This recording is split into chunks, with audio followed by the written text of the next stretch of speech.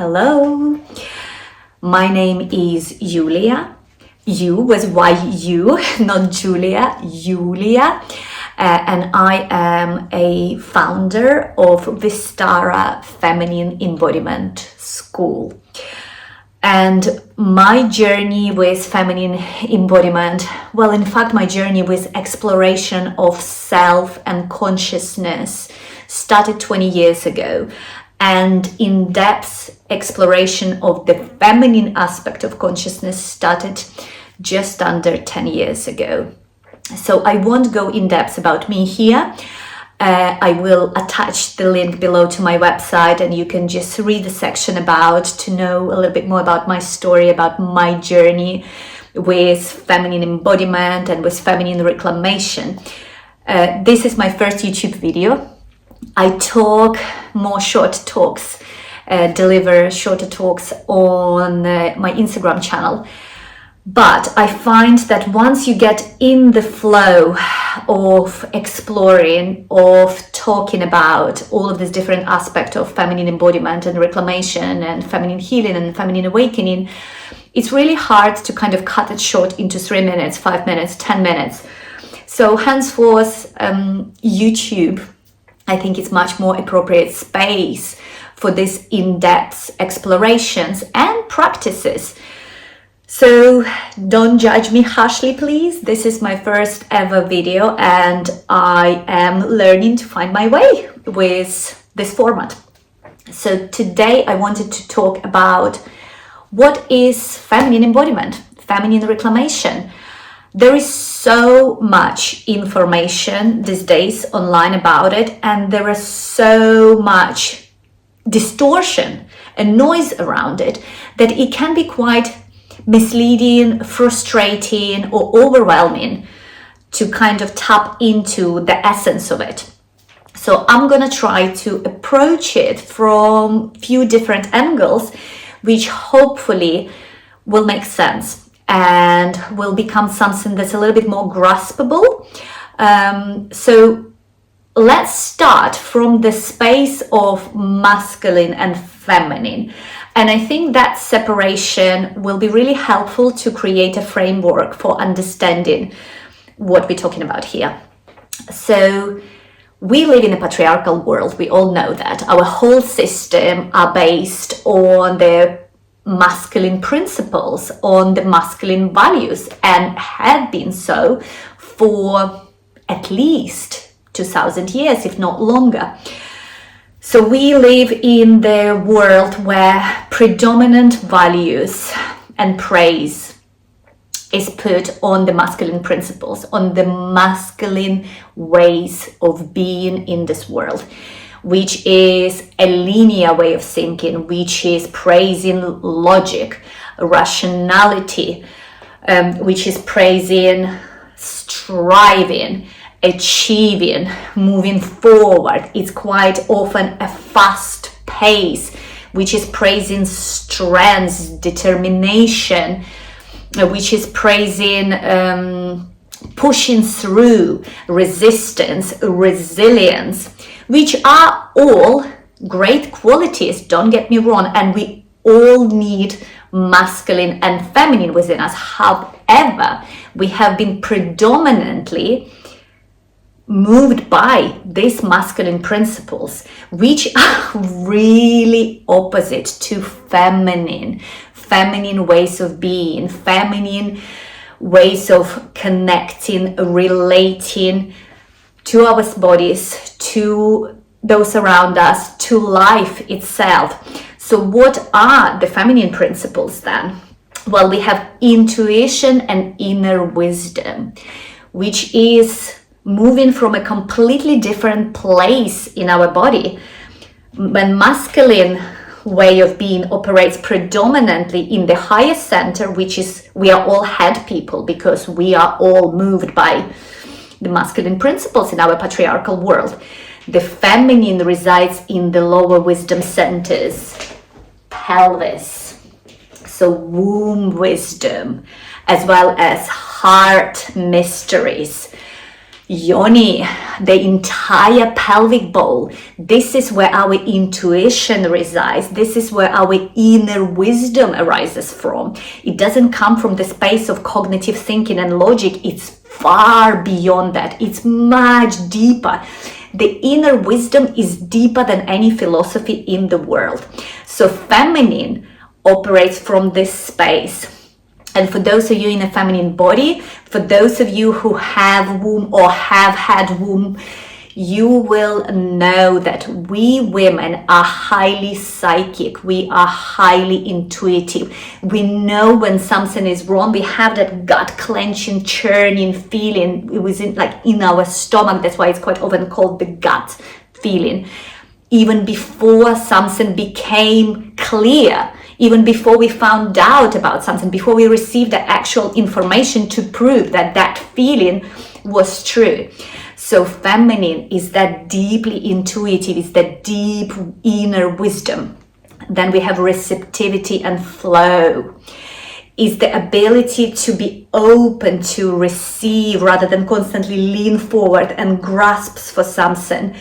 Is finding the flow in life. And it doesn't mean that we don't need to sometimes put the actual physical actions. Absolutely have to, but those physical actions come after we opened ourselves up to that receptive channel, to knowing what is the right next step for us to do, how to move forward with something. So it comes from, again, that's very different space.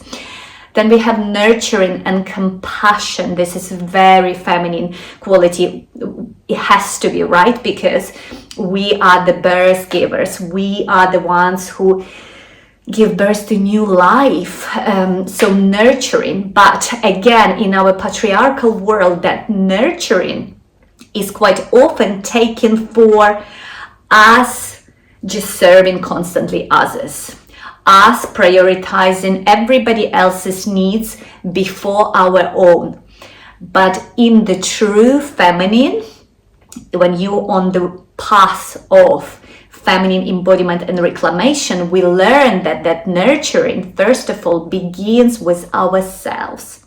We learn how to nurture ourselves. We learn how to identify our own needs, our own desires, our own longings, and we learn to tend to those. And it's from that space that we can then nurture others. Otherwise, what happens, and it's so present for so many of us women in a modern society, that we are constantly physically, emotionally, energetically depleted, worn out, exhausted, at the capacity, resentful, because we feel like we do it all. We juggle so many multiple plates and constantly give, people please, make sure that everybody else around us is fine but us. So in the container of feminine embodiment, we learn how to tend to our own needs, and how that is not selfish, is the deepest place of self-love, self-care, tending to our own needs. So then our chalice is full and overflowing, and from that space we can give so much more. And what we give is so much more infused with love, with tenderness, with care, with compassion. Then we have creativity and flow. Again, something that probably in the days of our grandparents was so much more present. Women would do craft so much more that women do modern days. Although a lot of women do identify that and recognize that they do need that. Creativity is crucial aspect for feminine to flourish, for us to reconnect with our feminine self. And that creativity could be in a form of arts and crafts, in making, it could be in a form of writing, could be in a form of movement, dance, singing, expression. However that creativity presents itself, it will be different for every single one of us. But to create a space to tune into what is it that brings us joy. Not because we have to achieve something, not because it has to be productive, but for the pure joy. The feminine energy is a creative life force. It wants to flow and express herself through us in all of these beautiful ways, and it links to a beauty way, feminine, when really connected to her creative life force. She creates beauty, sprinkles like fairy dust and magic everywhere she goes. So tapping into that creativity and flow, finding our flow with life. Then we have connection and community. Feminine needs connection. Feminine, that ties to longing, longs connection. Connection within the partnership, and that goes way deeper into emotional intimacy and physical intimacy. And like sometimes we say, I just want to be really truly seen. I want to be fully received, fully held. Is that depth of longing for not just a superficial connection, not just a superficial conversations, but for the depths of emotional intimacy. And from that place, we can cultivate a depth of the physical intimacy. So that longing for connection, and that connection goes towards our friends, towards our communities, and connection to the land. Feminine is directly connected to the earth because of our cyclical nature, because of our cyclical wisdom, because of death and rebirth and monthly cycles. We are directly connected to the consciousness of the earth. So feminine needs that connection to the earth. Either it's process of gardening and growing food, walking in the woods, sitting with the trees, swimming in wild waters. Feminine needs to find the way to connect to the earth and receive from the earth. There is a replenishment and nourishment that we directly, energetically receive from the earth. That's how feminine replenishes. Then sensuality and embodiment. So feminine is all about presence in the body, presence in our senses, receiving life through all of our senses. I will create a separate video on this topic because there is so much misinterpretation and sort of distortion around that sensuality is just hugely linked to sexuality, and when we go into the Shakti and embodiment, it's in Neo-Tantra predominantly linked to sex and relationships, which is true, but it's just the one aspect of the feminine energy, of Shakti energy. It's not the entire feminine, if you know what I mean. So we'll talk about it separately. So sensuality, it's about receiving pleasure, receiving life through all of our senses. And in order to do that, to be that open, and when we learn to fully embody feminine within our bodies, to fully inhabit our body and be present in every part of our body, not just in our head, where majority of us predominantly reside, but deep in our root, deep in our pelvis, in our heart, in lower wisdom centers. Then we are open to this channel of receiving pleasure through various senses. And I'm not talking here about sexual pleasure. While this energy is energy of eros, of enjoyment, of bliss, it's like your whole body comes online and it feels like you make love to life. But rather than calling it pleasure, because pleasure again is quite often identified with sexual pleasure, I will call it a bliss. So it's a feeling of bliss, feeling of elation. So feminine is in the body. So this is the other aspect that we're going to be exploring feminine through. While masculine, like through these principles that we've gone so far, is predominantly externalized, feminine is all about being in, being present in life, being present in the body, fully inhabiting this vessel and seeing body as a temple of the divine, seeing body and relating to body as sacred, not as divinity or God or source or spirit, however you want to call it, something that lives outside of us as an external figure, but as a living, breathing energy within the body. So we receive that connection with the source. We feel that connection through the body, not by checking out of life, disconnecting and dissociating from body. Feminine is all about fully being present in the body and learning that the sacred resides within the body, that body is a sacred temple. Acceptance and surrender, that would be another principle, rather than pushing through resistance and again grasping.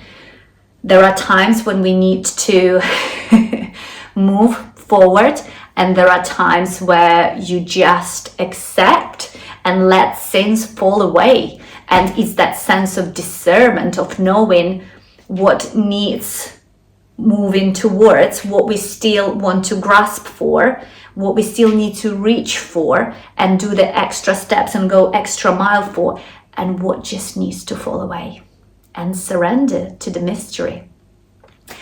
So this is one way of exploring feminine. It's through the aspect of understanding masculine principles and understanding feminine principles. And like I said, feminine is all about the body. That's why feminine embodiment. And reclamation. So what does that mean, reclamation? Reclamation means reclaiming all of the aspects of our feminine that maybe there was no space for them to be fully present. Maybe they were denied, maybe they were pushed down, maybe those aspects of our feminine have been rejected. And quite often there are aspects of our feminine that we did not know they existed because we didn't have practices, we didn't have tools and resources to explore our feminine. So here again in the embodiment, we learn to explore through archetypal work, through archetypal embodiment, working with these different aspects of feminine and feminine consciousness. We work to explore, we explore our feminine, and we embrace the whole spectrum. In majority of family patterning societies, there would be just 3 archetypes of the feminine that are widely accepted. So we would have a good girl, a maiden, we would have a mother figure, and a crone, and older one. And even then, when we talk about older one, it's not the elders that used to be in a shamanic communities, in a tribal communities, elders as a wisdom keepers, elders, women as a shamans, as the ones you come for advice, for initiations, for blessings, for teachings, but more like a good grandma kind of elder. So those are 3 accepted archetypes of the feminine.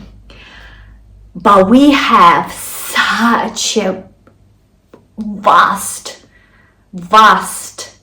feminine within every single one of us that has never been explored. And that's a priestess, and that's a witch, and that's a wild woman, and that's a dark goddess, that's a warrior, that's a shaman, a medicine woman, a great mother. There is so many archetypes of feminine that we have never explored and had no idea what they bring to us, what kind of gifts we can discover through working with those archetypes. So reclamation is the journey of reclaiming every aspect of the feminine that has been suppressed, that has been denied existence, or that we were unaware altogether that existed within us. When I embarked on my journey of feminine embodiment and reclamation and learning through the mystery schools of divine feminine and sacred feminine and diving deep into feminine mysteries, I had no idea that I had a medicine woman in me. I had no idea that I had a priestess woman in me. Those were such deeply hidden gifts and mysteries within my body that they only become clear and started to emerge and call me out to explore deeper when I started to unravel and connect with my true feminine, with my feminine essence. So in the path of feminine embodiment, we learn what I call to shift the centers, to move from the space of the head, that's where we predominantly reside, to learn to fully inhabit our body and move into the lower wisdom centers. There is a big resistance comes with that when we move into lower wisdom center, especially when we talk about pelvic bowl, because pelvic bowl is the seat of emotional energy. It is the holy grail and the seat of Shakti, Kundalini, yin energy. This is where she resides, the feminine, the divine feminine aspect of God consciousness. But as well, this is where the deepest trauma, this is where the stuck, unresolved emotions and feelings reside as well.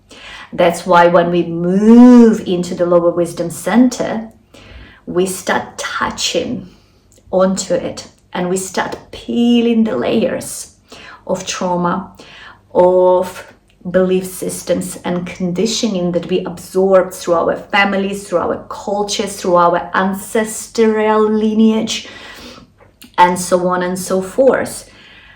But in order to access the fullness of our Shakti, awaken this tremendous life force, the force of creation within our body, and access our gifts and our wisdom and our unique expression in this world, we have to go into this underworld.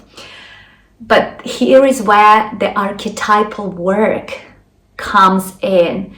We don't just go there without tools, without resources, kind of like, in a complete darkness without the torch. There is a step-by-step journey and process and guidance. And that's when we start embodying and calling in, invoking the presence of archetypes, the feminine archetypes, the feminine ascended masters, master mentors, teachers. And, we will, in a separate videos, we will talk about it, but I can give an examples of like Isis, Hathor, Mother Mary, Mary Magdalene, Green Tara, Kali Ma, Sekhmet, Kuan Yin, White Buffalo Woman, just among some of those teachers.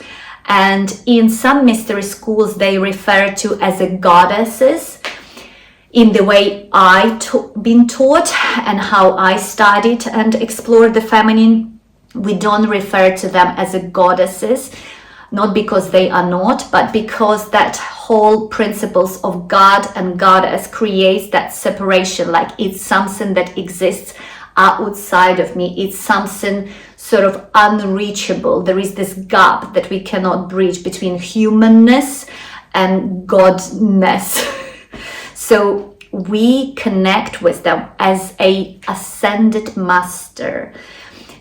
a woman that once upon a time lived on this earth and walked upon this earth just like you and me do, and who found a way to fully reclaim and embody every aspect of her feminine, fully embody her higher self, fully embody all of her divinity in this human form, and ascended into another plane of consciousness. So we call in their presence, we call in that frequency, that unique frequency of Shakti energy, which is present within us, but it's dormant, we're not aware to it. So when we work with the archetypal energy, we awaken this specific thread of consciousness, this specific thread of Shakti within our body. And we work with them as our teachers, mentors, and we learn to embody this energy and fully activate this thread of consciousness within our body so it becomes alive. So the archetypal work is about activating this various aspect of feminine consciousness within our body, within our being. And it's this guidance that then helps us to move, to clear, to release all of those stuck traumas, all of those unresolved emotions and feelings, all of the conditioning that we hold about what it means to be a woman, what womanhood means, what femininity is for us. So we can liberate and free ourselves and open ourselves to the full spectrum, to the full power, to the full beauty of our feminine, of our own radiance. Because feminine is such a tremendous force in this world, yet it has been suppressed for so many thousands of years that we have no idea the power every one of us women carry within ourselves. We have no idea about it.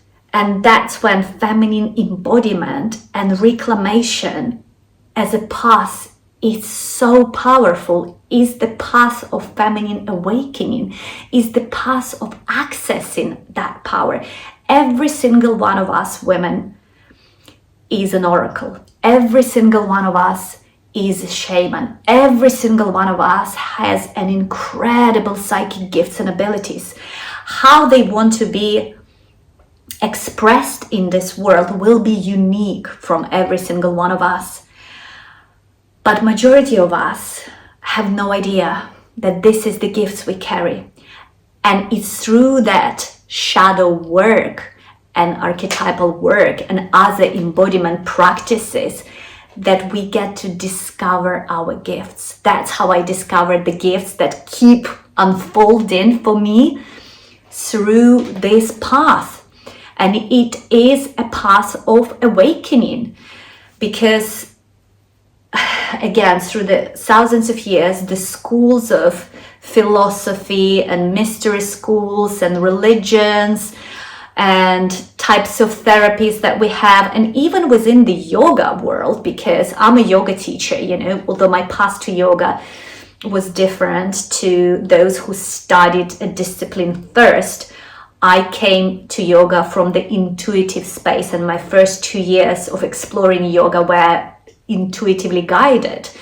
And as much as I wanted to look at the videos and photos of amazing yogis, I wanted to do back bends, I wanted to do headstands, my body was consistently guiding me into hips, into opening my hips, into releasing the pressure in my hips. And with the time, I've learned to understand that, oh my God, this is the part of the body that holds so much trauma, so much stress, so much anxiety, that it's so stuck that it totally needs releasing. And with that comes emotional release, comes the physical release, comes the energetic release. So yeah, I deterred here a little bit. So even all the main lineages of yoga that we know, they are male based. So all the practices that we follow, all the tools that we are given, they are all male-led. And while I'm not taking away the potency of the teachings, a lot of these teachings, well, all of these teachings, should I say so, miss a huge part of it, which is how feminine works, the feminine mysteries, the feminine ways, because masculine cannot teach that. Masculine doesn't have a feminine body. Masculine doesn't have the feminine biology. That aspect, essentially who we are, what it is to be a woman, what it is to be in this feminine body, in this feminine energetics, the whole of the mysteries of feminine, what is the womb wisdom, the blood mysteries, the heart mysteries. Masculine can't teach that. So that's something we have to learn through the feminine lineages, through the feminine teachings, and it has been historically passed down, although hidden because of the suppression of the feminine, through the hidden orders and lineages of priestesses. And it's been passed down through the lineages of Isis, Hathor, the ancient Egyptian lineages, down to the Green Tara and Mother Mary and Magdalene mysteries. And it's having its renaissance now. Is the massive awakening on a planet that's happening right now and has been happening for a while.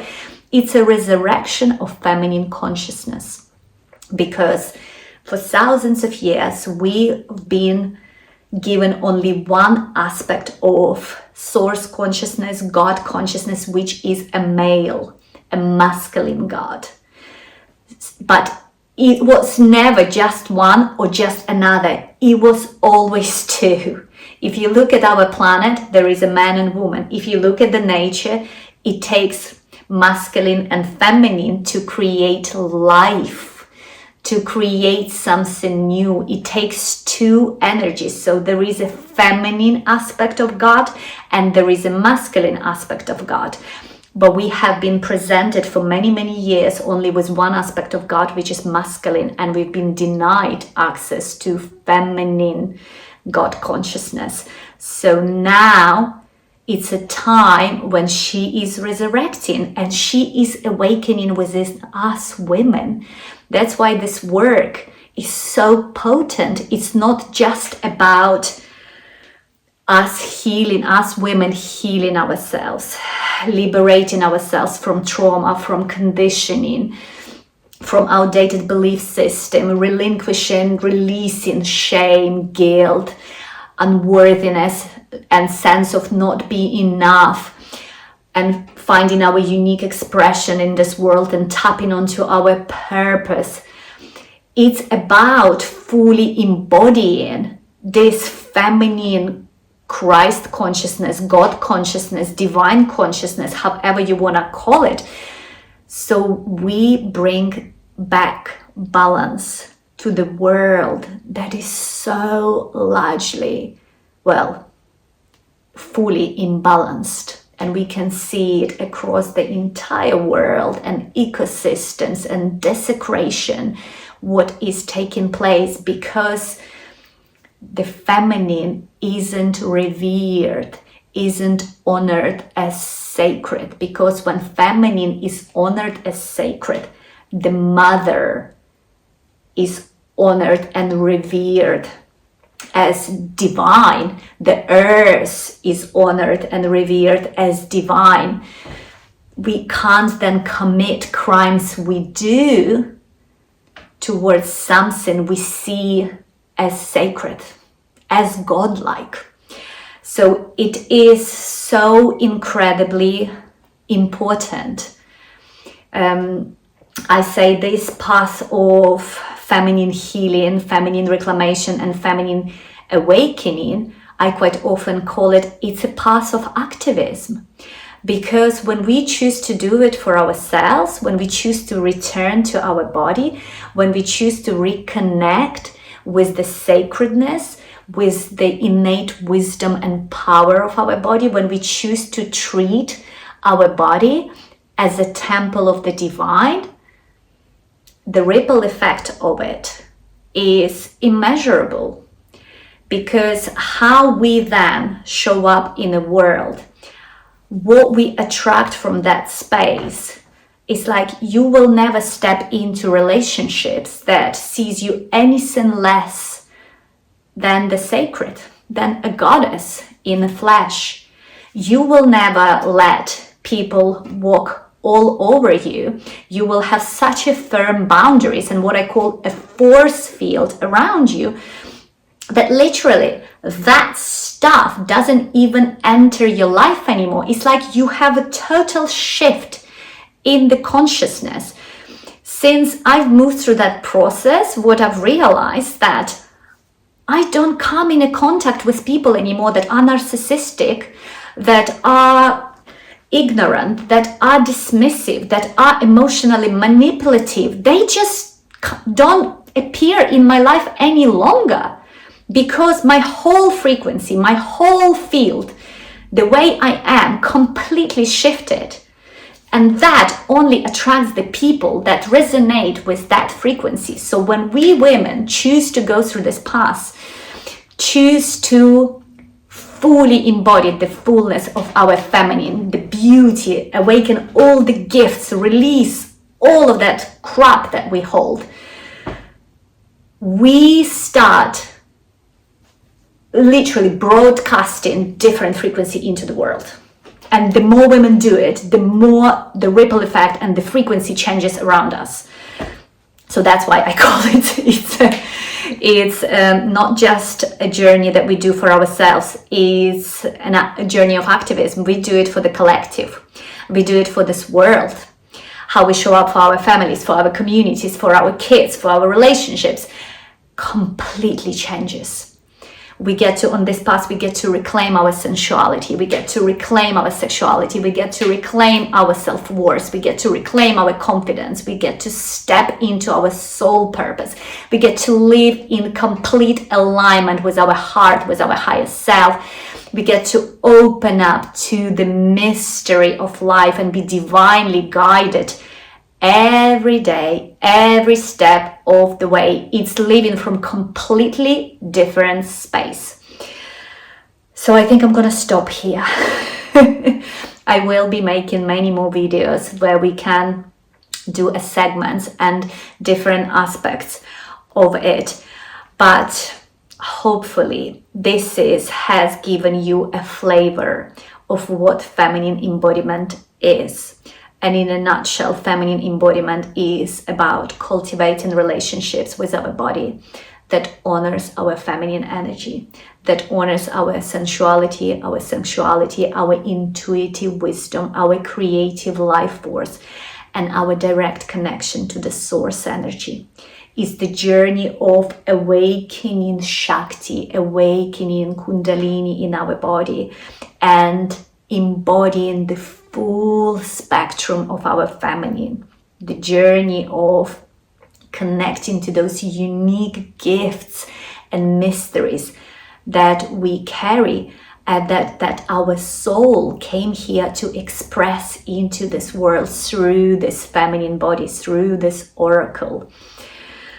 So it's a journey of healing, it's a journey of returning to self-love, self-worth, self-compassion, confidence, purpose, magnetism and radiance, and high soul-led leadership and purpose. So yeah, thank you so much for stopping by and listening, and sorry about different detours. Like I said, I've never done this before in this format, so this is all new to me, and it will take a while to refine how I talk, how I explain all of this and finding my flow. But thank you so much for stopping by and listening, and I will attach the link below to my website, to the Vistara Feminine Embodiment School, where once a year we will be doing this deep journey and exploration as a cohort of women, journeying through 6 months and diving deep into feminine mysteries, going through the journey of feminine embodiment and reclamation. So if you are interested, there is a newsletter that is attached when you go into the section that says program. You can put your interest down through the newsletter, so you will be the first to know when the doors open for the enrollment. So thank you so much for stopping by and listening. Any comments will be highly appreciated. Let me know what would you like to hear more about. And as well, the prompt of inquiry for you is to write down the list about womanhood. Don't overthink about it, just let it pour what kind of words come when you think womanhood, and then do the same for feminine or femininity. And then compare those lists and notice if they're similar, if they're different. And if you want to share that in the comments, please do. It is very useful when we co-create the space together. We constantly learn and evolve together as well. So thank you so much for stopping by and listening, and have a wonderful day.